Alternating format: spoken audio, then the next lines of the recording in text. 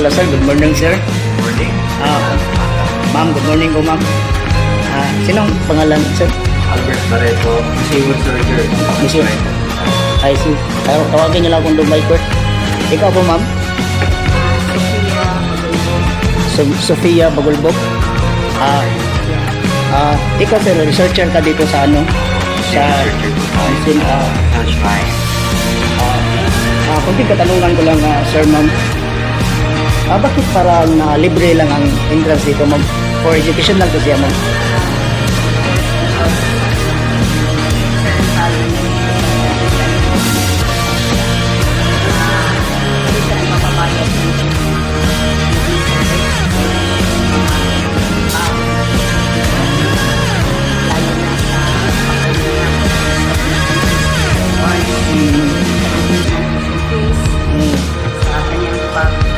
Damo sa mga may sakit. I see.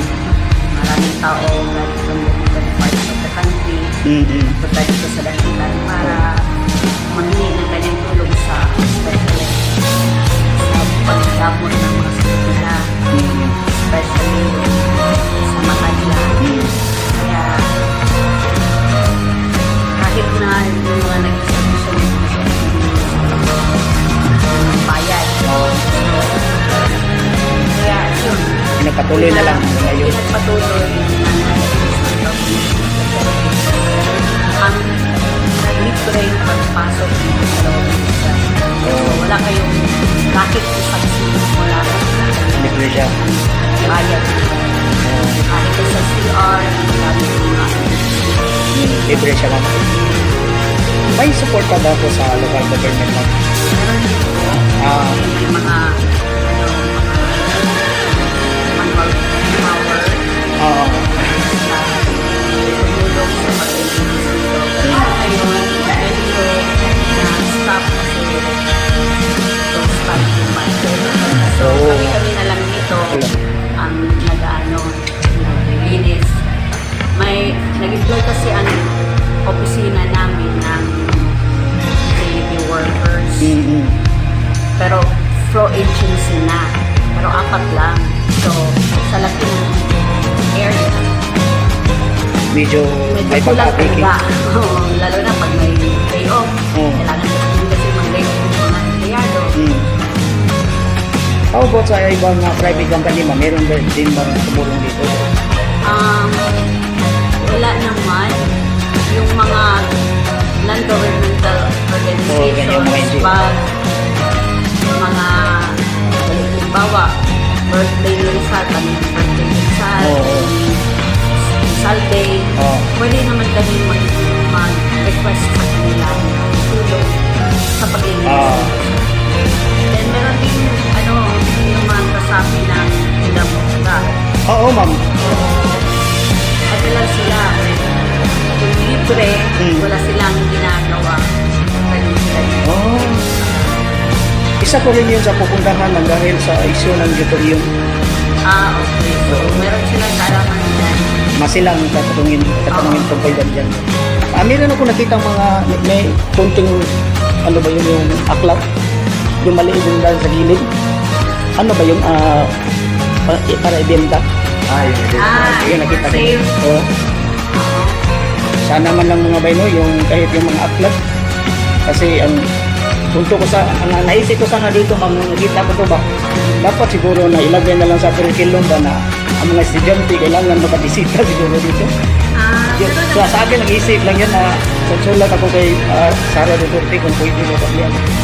Kasi kailangan talaga. Meron ma'am? Meron sa college dyan. Pero ini-prepare naman yung mga na nagawa nila sa mga nakita So that is not included in curriculum mo for kuwan lang ganun. parang integration na yun. Integration. As much as possible na makaka-relate sila sa kanilang leksyon. Kailangan talaga. Pag may pesta, kung saan ako pumunta, doon ako nagbenta. Yun. Doon sa plaza? Sa mga plaza. Yun ang hanap buhay ko. Meron ka na dyan. Wala na kasi Sige. tatlo kami kasi nagkurto. Tapos mapunta sila doon sa Luzon, yung isa sa Mindanao kung saan ang mas mabuti na ano, doon ako pupunta din. Kasi tatlo kami may-ari sa ano. Tapos ako din, marami, mahirap kasi ang negosyo din sa ngayon. So isa sa hanap buhay ko, magkaroling, magbenta ng kandila, tapos yung vlogging din, naisip ko yung mga importante lugar talaga para makatulong kasi yung ano si Justina Frasco, yung Lada Philippines na media na may konting controversial. So maliban sa anuhin natin sa tulungan na lang natin bansa natin. Yan na lang ang ano magawa ko.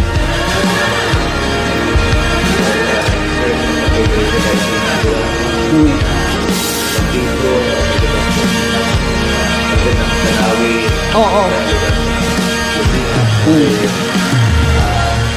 Para sa ating mga kababayan Correct, sir. na kung bago kayo sa nangangarap na mamasyal sa ibang bansa, kilalanin naman natin ating bansa dahil ang Correct. bansa Tama, sir. Kinakilibutan ako sa yung sinabi mo ba? Nakilabo ng balahibo. Mamayan din yan. Nakilabo talaga sa balahibo yung nagabi. Parinig ko kasi sa mga nakita ko doon. Kasi sa pinaka mataas na pagmamahal sa bayan ay yung pagkilala Kilala talaga ako. sa bayan. So, para ka nagmamahal ng isang tao, ang tao ay ang bansa na para ito lalo mas sila. Kailangan talaga, sir. Kaya Kilala. salamat sa pumunta ka dito at nakilala mo isang bahagi natin na lugar kung saan pinapunta Tama. sa ubin. Sa mga bayno, sana no, ganito tayo yung lahat. Kung gustuhin lang natin sana ba, walang hidwaan na ano, tulungan lang, tapos mamahalan lang talaga. Kasi makikita mo sa Rizal, halos libre lahat, di ba?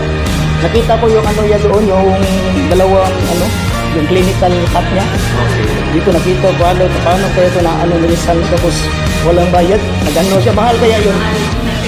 Tapos nilibre lang niya. Oh, libre lang. Grabe.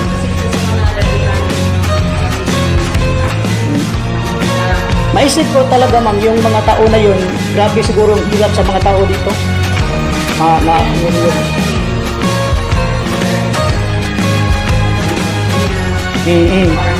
Oh.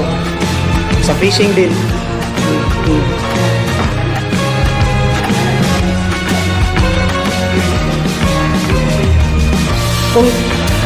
Kung tuusin ma'am kasi si Rizal parang napakamahal niya na tao. Kasi ano siya, architect, mahilig sa karbi, tapos delivery lang niya yung lahat. Napaka-grabe napaka-humble niya ba? So, salamat po sa inyo, ma'am. Sir, God bless po sa inyo.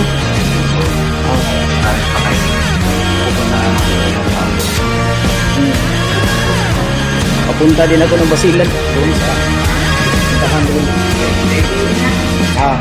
God bless po sa inyo.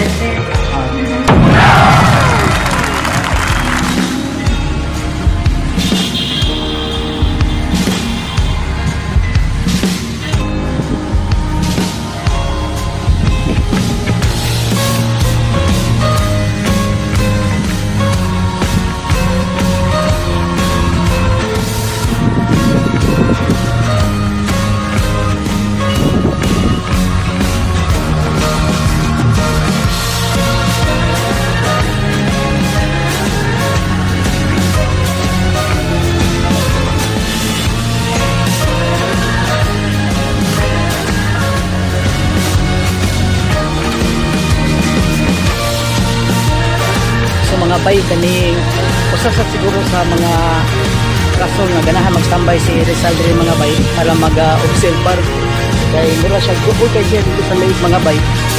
So makita natin ang resulta ni Rizal kita mo nga advantage siya sa dagat mga bay. So ito ang lake mga bay.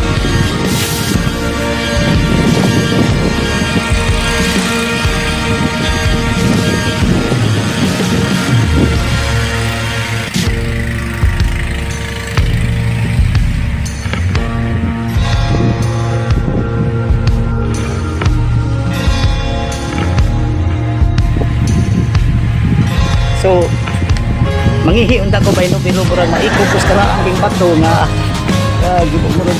gituyo pa kanang Rizal dali. Lumay masakit nagagulit yung batuha mga bay.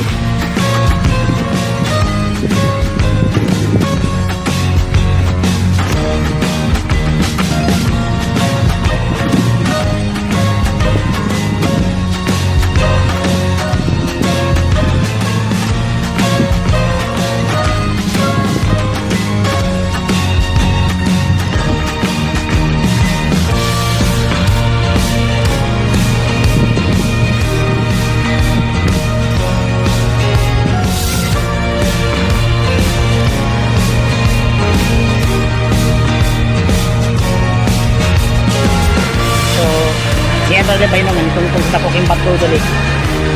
Abaw sa lake nga usas mga tambayanan sa atong national hero nga si Jose Rizal.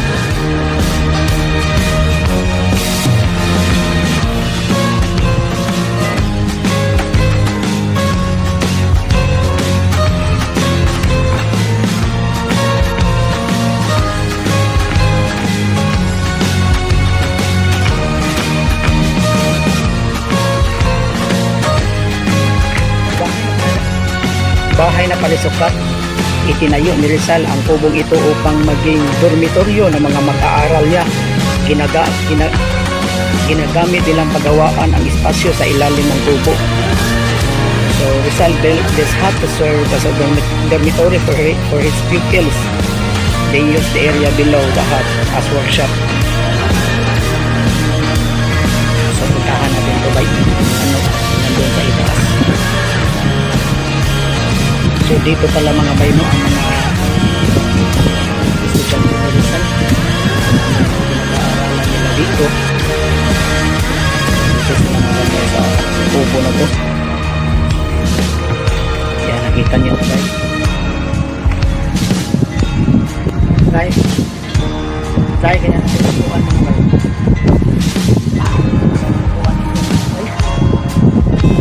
Sarap ang sino ng hangin dito.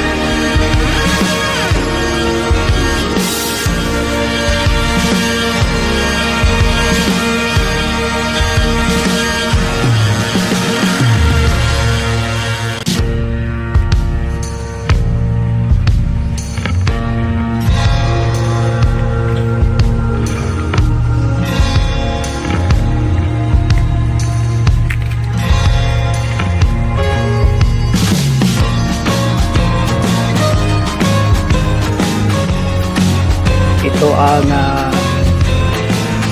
kitchen ni Rizal mga bay. May sukat ang kusina na 14 at 10 na talampakan at bukas ang mga gilid mula sa baywang pataas. Idinisenyo ito upang maging mahangin at maiwasan ang sobrang usok sa loob. So napakatalino talaga ni Rizal bay na.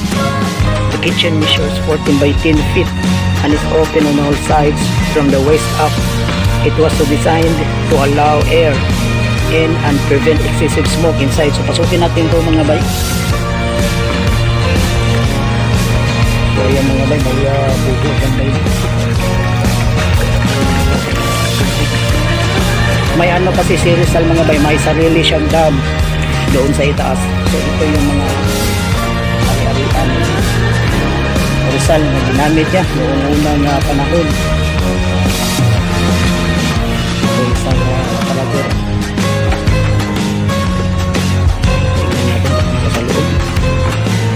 So, sarado.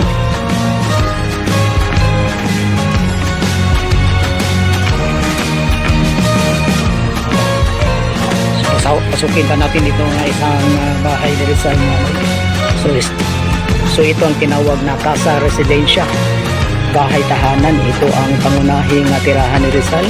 Kasama niyang tumira rito sa magkakaibang panahon ang kanyang ina, mga kapatid na babae at iba pa mga kamag-anak.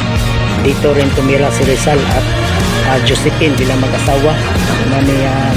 Ito ang asawa ni Rizal, mga bay. This was Rizal's main residence.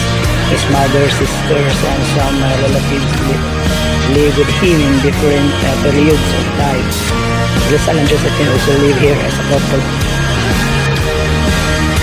So Rizal, 1861 to 1896, national hero of the Philippines. A replica of the house constructed in Talisay by Rizal. He lived here from March 1893 to 31 of July 1896 while in exile at Dapitan. So pasukin natin ito, mga bay. So nakikita mo dito, mga bay, no? Ang tibay talaga. So ito na, pinasok na natin, mga bay, ang bahay na ni Rizal. Oh my God, parang nakakilabo ito, mga bay. So ito ang CR Rizal. Ito matagal na siguro ito.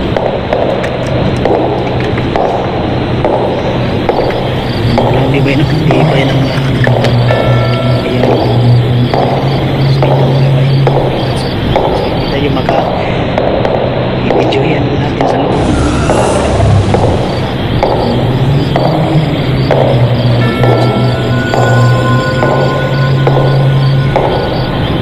So ito ang asawa ni Rizal. Ito ang piano ng nagunahon. Kasi talented kasi si Rizal, mga bay. Marunong din siya na mag-piano. Hindi lang pwede ito buksan natin. So ito, napakatagal na itong mga bay, itong silya. Okay. So kikilabutan talaga tayo dito ang bilang balcony ng bahay ni Rizal. Grabe, ganda, mga bay.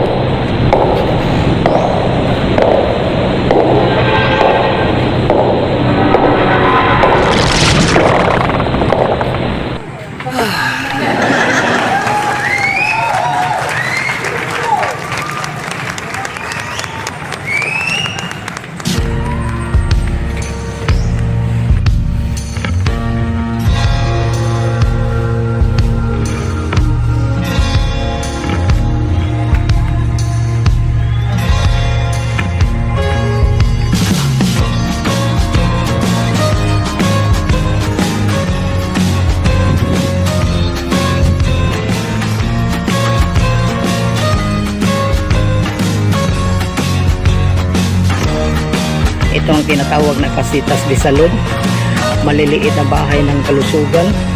Tinatuloy ni Rizal sa dalawang magkakatabing kubong ito ang kanyang mga pasyente mula sa malayong lugar.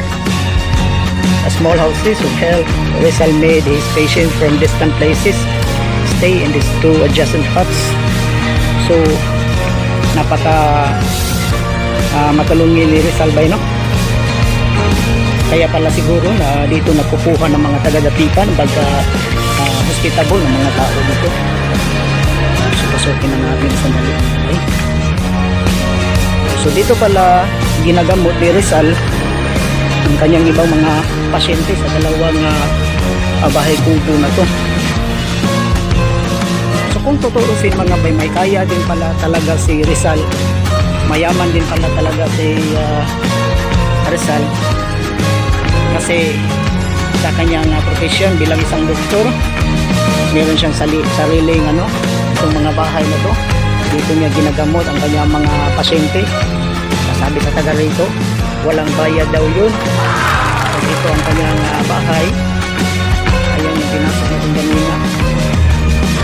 Tapos marami talaga mga bahay kubo dito, mga bay. Pupunta tayo dyan sa itaas. Kaya lang medyo sirado pa. Kung hindi tayo makapasok, kung kita nyo, ilagyan ng PC, mga bay. So may ibang lugar dito na hindi pa pwedeng pasukin sa sa ngayon para sa renovation ng ibang lugar dito. Baka sa susunod na taon pumunta natin doon mga bay. Kasi may dam kasi dyan.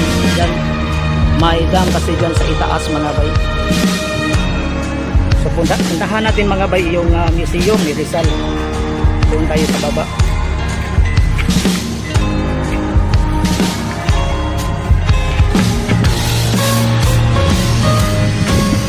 So ito ang tinawag na Nasari doon. Bahay na bilog, nagsilbi ang kubong ito na may 8 sulok bilang klinika ni Rizal at sinaunang dormitoryo ng kanyang mga mag-aaral. Dito rin naninira si natin nang siya ay dumating sa dakitan. So this is what we call the octagonal house. This 8-sided house served as a Rizal clinic. The first dormitory with pupils was also in this house by Josephine Bracken stayed when she arrived in Dakitan. Ang tawag pala nito mga bay, octagonal house. So ito mga bay, pasukin natin ito mga bay. So ito pala bay yung octagonal house niya bilang isang clinical process. Parang doon na rin yata mga bay. So sobrang tagal dito mga bay no.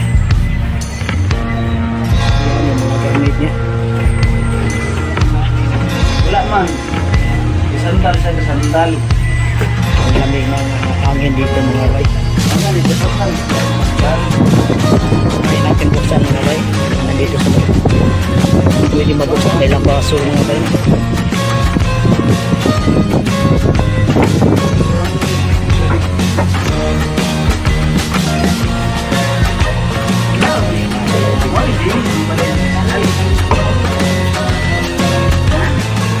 Muli siya. Grabe mga bay no. Nakaka-amaze ang lugar na po.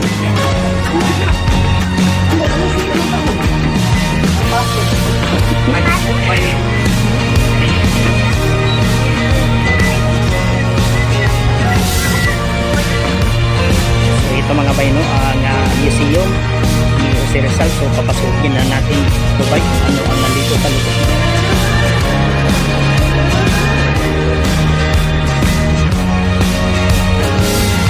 Dalawa sa original na damit ni Rizal. So ito pala yung mga bay, original, no, napaka-original na damit pala ni Rizal. Ayon sa mga nakasulat dito mga bay. Ayan. So medyo, sa tingin ko ang height siguro ni Rizal na doon sa mga 5'6". Dito mga sinulat talaga ni Rizal bay no, sa kanyang kamay talaga. Ayan. Ay, nakikita mo mga kopya ng mga panuntuntunan ng La Liga Filipina. Similar the rules of La Liga Filipina. So ito talagang kanyang sinulat mga bay. Isa pa dito, kopya ng kalarawan ni Rizal mula sa pagbalik sa Pilipinas hanggang sa pagpapatapon sa Dakitan noong Hunyo 26 hanggang Hunyo 17, 18 na dito. Dito pa bang nabay? Kopya ng blueprint ng dibuho ni Rizal sa kanyang ari-arian sa Talisay Dapitan. Wow, ang ganda nito mga bay. Oh, ayan oh, ang kanyang blueprint sa kanyang isang sketch pa mga bay no, sa kanyang mga bahay. Dito pa, kopya ng mapa ng lupain ni Rizal sa Katipunan sa Zamboanga del Norte.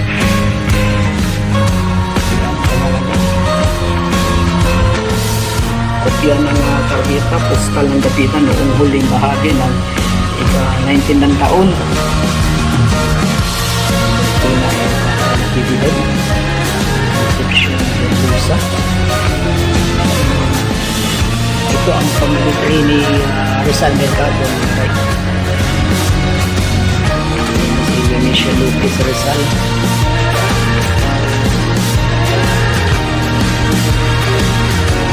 Rizal. Maganda ito mga bay kasi may picture pa sila dito sa mga nakaraan. Ito si Rizal mga bay. Ang pugi ng ano natin, ang pugi ng national hero natin.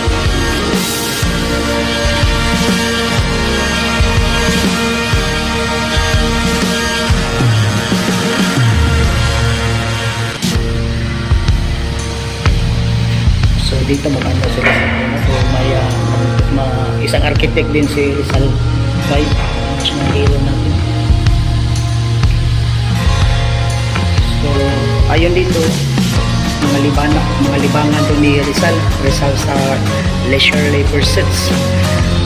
Maraming libangan si Rizal batay mismo sa kwento niya sa kanyang ina upang siya hindi mainip ang pagtitipon ng mga kabebe, paminsan-minsan pangkabayo gamit ang mahirang na kabayo ni Kapitan Ricardo Carcinero, pagliligo sa batis at pagbabasa. Ngunit inamin ni Rizal sa kanyang ina na walang kulang sa akin kundi ang kayo'y makapiling upang maging maligaya. So ito ang kanyang libangan niya noong unang panahon. Pakikipagsulatan kay Ferdinand Blumentritt. So ito yung isa sa mga Ferdinand Blumentritt ay kilala sa Europa bilang mahusay mga malalaking mga haliksik sa etymolohiya, geografiya at linguistika. Kilala rin siya bilang Pilipinista dahil sa malalim ng interes sa mga bagay tungkol sa Pilipinas.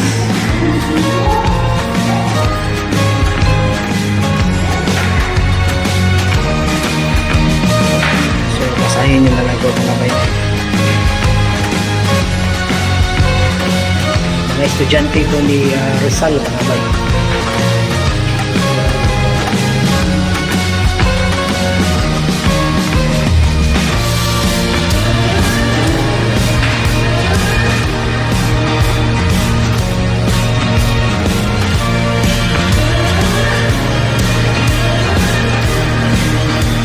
So ito pala si Father Pablo Bastilles.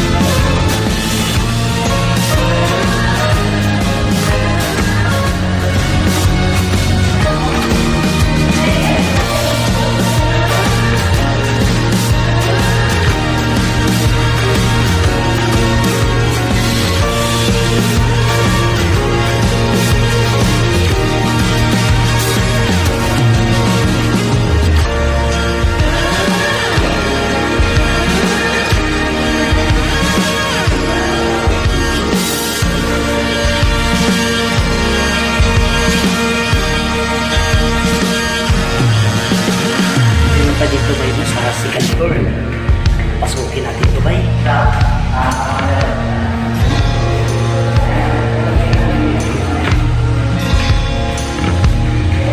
Dito lilibutin mga bay. Dito tayo mag-umpisa.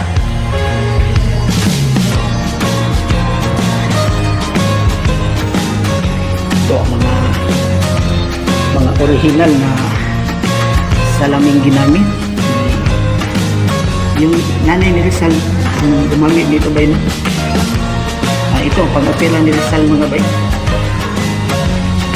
bilang isang doktor.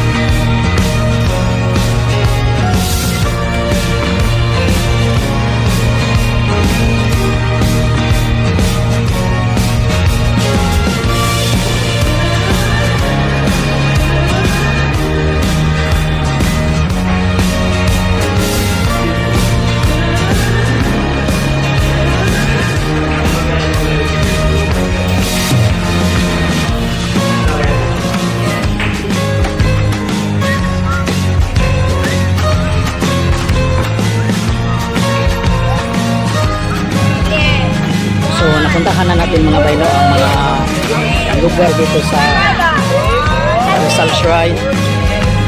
Kami na ang mga bumibisita dito. Ang sa akin lang mga bay, pag-iusap ko lang sana na pag pumunta kayo dito, sana ay observe talaga yung cleanliness at kailangan mga bay na 100% talaga na ibuhos mo ang buong suporta mo dito at 100% na ibuhos mo ang buong respeto mo sa lugar na to kasi libre naman dito mga bay, walang bayad ang pagpasok dito. Ano naman natin kanina doon sa so puntahan natin ngayon mga bay ang tungkol sa Deuterium. Pag-usapan natin yan sa ibang video. Punta tayo dito doon mga bay sa labas.